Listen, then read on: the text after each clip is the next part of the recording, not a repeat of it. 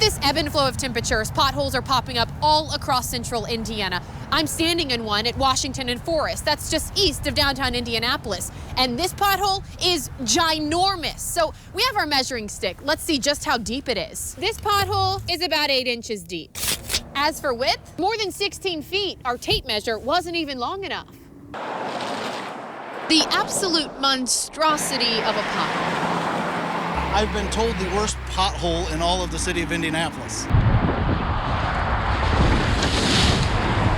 There's a giant one right over there. I mean, it's huge. There are times where parts from vehicles fall off the cars turning in. I feel bad for a car that small. But it is getting almost comical. And though it might seem funny for Charlie Powers, it's causing a major headache for his business. All because the city just won't fix it. It never stays fixed. Essential materials are delivered by semi. One of his suppliers told him they wouldn't be able to deliver if the road wasn't repaired.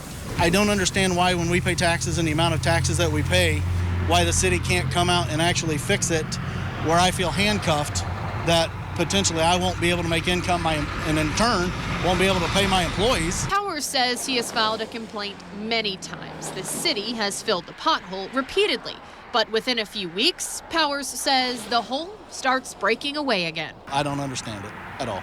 I know that specific pothole, we actually have to do a little bit more in-depth work on that. So our operations team has been notified. We're having stormwater crews go out, and because it has something to do with stormwater, that what we usually use, the asphalt that we usually use, is not staying in place. It does make you think, if this happens every year and we're always behind on fixing them, why don't we do a little bit more or try and change the process? You would think that they would just drive along, and if they see a pothole, they'd fill it. That's not the way it works. So Hoosiers will have to keep dodging them until the city can get around to filling them.